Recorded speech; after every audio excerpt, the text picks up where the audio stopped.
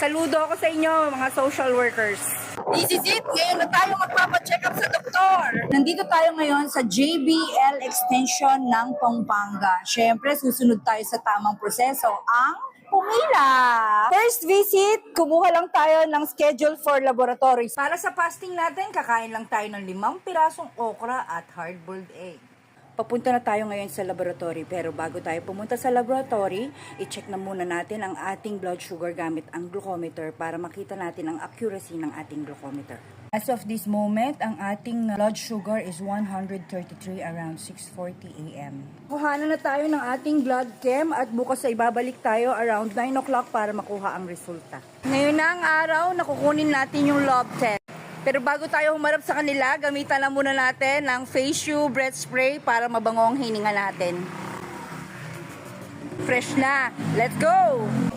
Nakakuha na tayo ng reseta from the doctor at pipila na tayo ngayon sa kanilang pharmacy para makakuha ng gamot na libre. Dito sa reseta ko, isa lang ang available na gamot sa kanila. Pero lalapit natin ito sa social welfare para malibre ang gamot natin.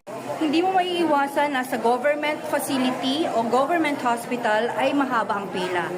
Pero kung libreng gamot, libreng check-up at libreng laboratory, okay lang ang pumila. Hindi man natin nakuha lahat ng gamot natin ng libre, at least meron tayong gamot na libre para sa 3 buwan. Dito sa JBL Extension, nandito ngayon ako sa labas dahil alam naman natin na bawal sa loob mag-video. Pero dito sa JBL Extension Pampanga, lahat ng staff, workers, social workers ay napakabait at very accommodating. Magmula sa gwardiya, staff at doktor, pati na rin ang mga nurses, very accommodating sila. Sigurado, babalik ako dito para dito na lang ako parati magpa-check up. Saludo ako sa inyo, mga social workers. From 175 na blood sugar natin 3 months ago, bumaba na ang blood sugar natin ng 155. Para naman sa result ng ating blood test sa glucometer bago tayo magpa-laboratory, gumawa ng computation si Doc. Hindi ko naintindihan kung paano niya ginawa.